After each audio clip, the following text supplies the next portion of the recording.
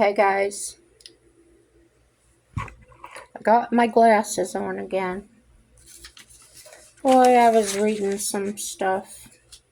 One thing I wanted to know is, I did mention this in another video, was about the Social Security and how if these people are paying into it, why are they saying that we're going to run out? It did not make any sense. Well, I stumbled upon something, and it's on the Social Security website, okay, the Social Security Administration. So if you have any doubts about what I'm saying, go check it out yourself, okay? And when I started reading this, ooh, my blood was boiling, let me tell you. All right.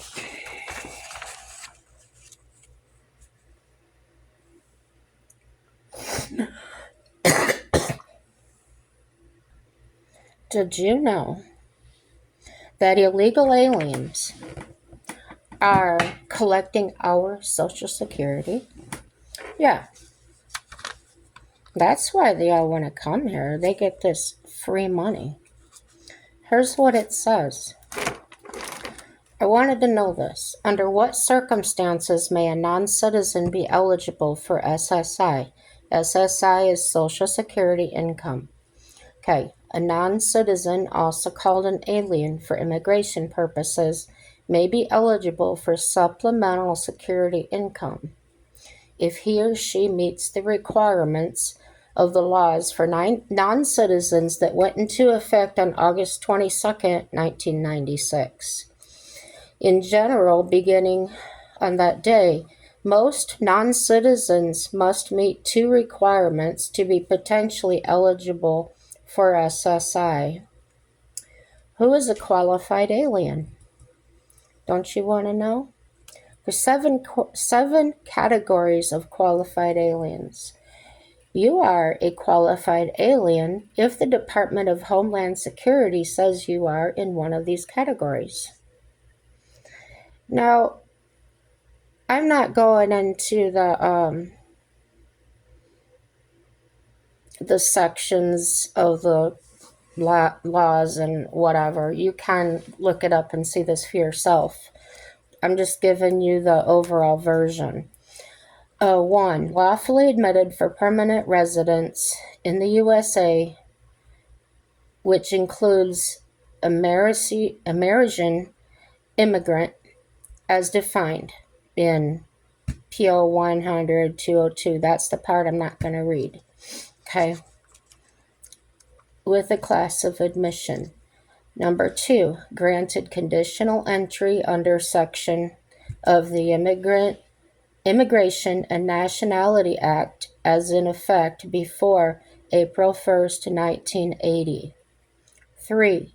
Paroled into the U.S. under section of the NIA for a period of at least 1 year. Number 4. Refugee admitted to the U.S. under the section. 5. Granted asylum. 6. Deportation is being withheld as in effect before April 1st, 1997, or removal is being withheld. 7. A Cuban or Haitian entrant, as defined of the Refugee Education Assistance Act of 1980, or in a status that is to be treated as a Cuban Haitian entrant for SSI purposes.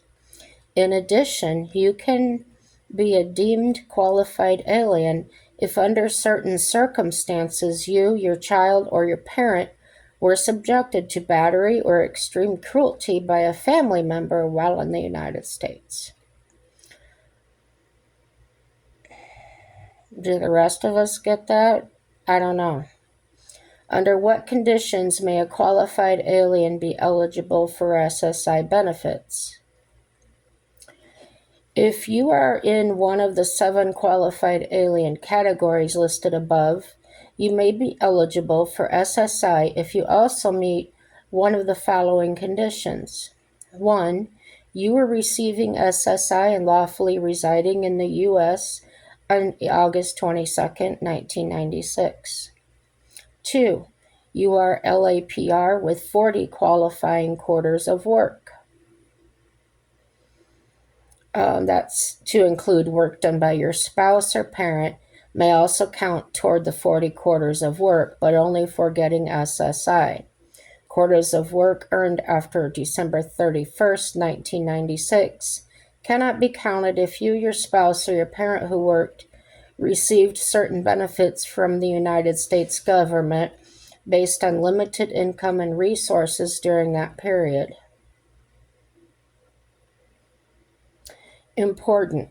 If you entered the United States on or after August 22nd, 1996, then you may not be eligible for SSI for the first 5 years as a LAPR, even if you have 40 qualifying quarters of coverage. 3. You are currently on active duty in the U.S. Armed Forces, or you are an honorably discharged veteran and your discharge is not because you are a non-citizen.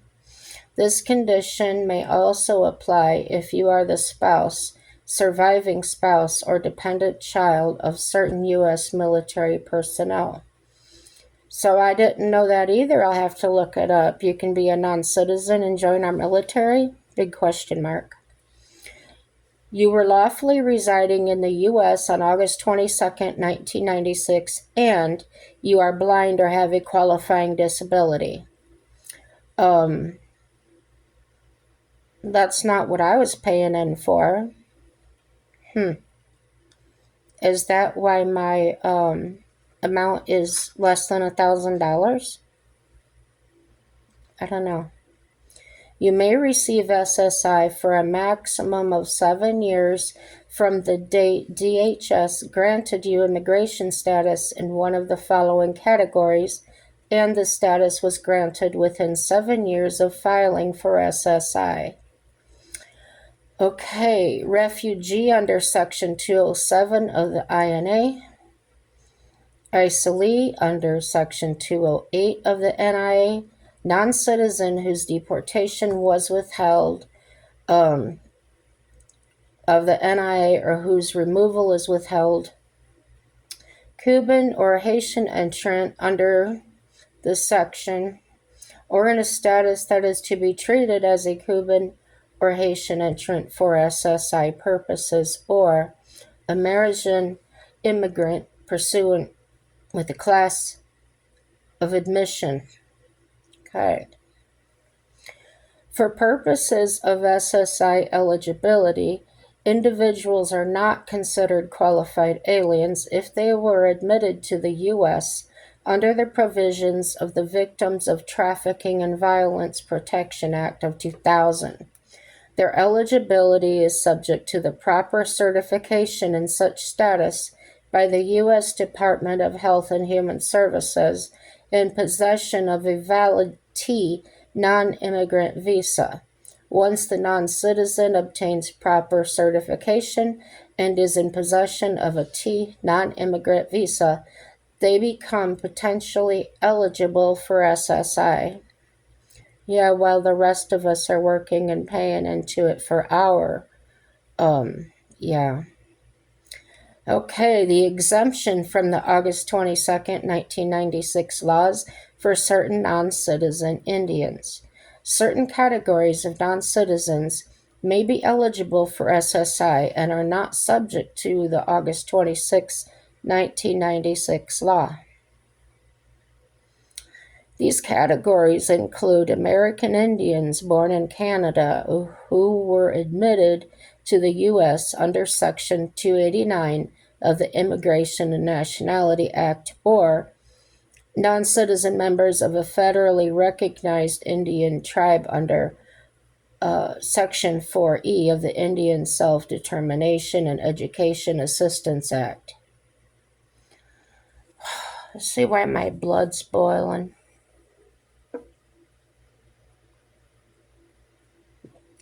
Additional eligible non-citizen categories. Victims of severe forms of human trafficking. You may be eligible for SSI under certain circumstances if the Department of Health and Human Services and the Department of Homeland Security determines that you meet the requirements of the Trafficking Victims Protection Act of 2000. Iraqi and Afghan special immigrants. If you are an Iraqi or Afghan national who was admitted to the U.S. as a special immigrant, you may qualify for 7 years of SSI benefits if you served as a translator or interpreter for the U.S. Armed Forces in Iraq or Afghanistan, or if you worked for the U.S. government in Iraq. Afghan humanitarian parolee or Afghan non-special immigrant parolee. You may qualify for SSI if you are an Afghan humanitarian parolee or Afghan non-special immigrant parolee. On September 30th, 2021, Congress passed the Afghanistan Supplemental Appropriations Act, and Section 2502 of this legislation provides that Afghan humanitarian parolees, known as non-special immigrant parolees, may qualify for SSI until March 31st, 2023, or until the end of their parole period, whichever is later. Ukrainian humanitarian parolee. If you are a Ukraine humanitarian parolee and were paroled between February 24th, 2022 and September 30th, 2024, or paroled after September 30th, 2023, if you are the spouse or child of such an individual or parent, legal guardian, or primary caregiver of an unaccompanied minor that is such an individual, you may qualify for SSI. Certain citizens of the Compact of Free Association States, CFA. You may qualify if you are a citizen of the Federated States of Micronesia, Republic of Marshall Islands, and the Republic of Palau, including certain spouses or children under age 21, of a citizen of the Federated States of Micronesia or the Republic of the Marshall Islands, regardless of their citizenship or nationality, provided that the citizen on which their relationship is based is serving on active duty in any branch of the United States Armed Forces or in the active reserves. We need proof of your immigration status. If you apply for SSI benefits, you must give us proof of your immigration status, such as your current DHS admission departure, Form I-94, Form I-551, or an order from an immigration judge showing withholding of removal or granting asylum. If you have served in the U.S. Armed Forces, you may also need to give us proof of military service, such as U.S. military discharge papers showing an honorable discharge. Your local Social Security office can tell you what other types of evidence you could submit to prove your non-citizen status. What if you have a sponsor? When you entered the U.S., you may have had someone sign an agreement with DHS to provide support for you. We call this agreement an affidavit of support, and we call the person who signs it your sponsor. If you have a sponsor, we generally will count their and their spouse's income and resources as your income and resources. Your local Social Security office can give you more information about how these rules and how they apply in your case. Becoming a U.S. citizen. You can get more information about becoming a U.S. citizen by writing or visiting the U.S. Citizenship and Immigration Services website at, I'm not going to advertise it. Well, if that doesn't yank your chain, I don't know what will. So, all you bleeding hearts, I hope you're not the ones crying about Social Security possibly running out. You want to give yours up and give it to these people? Go for it. I'm not. That's just not right. And those are the people that we voted into office, and sickening. And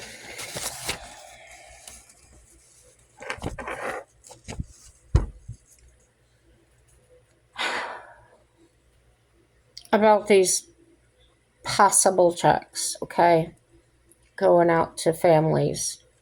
In my opinion, based on the actual facts, it was only a suggestion made out of the savings, okay? So, Trump cuts off funding for illegals. I, for one, support this. And you see one of the reasons why I just read it to you. I mean, wasn't everyone crying out for over our manufacturing companies moving to Mexico? Does anybody remember that? So why are they crying up by the wall? There's just no jobs for them there. Come on, people, wake up. Well, because we're not giving the handouts anymore, okay? We're not. Trump's stopping all that. He did stop it. It's a big slam door in your face. The people up trying to get through don't... Yeah, these people up by the wall. Watch some videos. They don't look like they missed many meals. I'm so tired of their BS. Loving this executive order for one. Estimated total aid provided to migrants. $59 billion for Obama premium tax credits. $15 billion for food stamps. $43 billion for the EITC and CTC. You getting angry? $13 billion for child nutrition programs, $40 billion for Medicaid and CHIP, and $4 billion for SSI. There you go.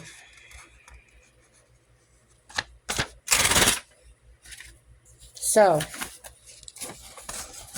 if you are the people crying about immigrants having their free lunch taken away, go move with them. Go start it down there. Give them your money. Because we're tired of giving ours. Get it? Got it? Good. So, everything is good. Happy day, y'all.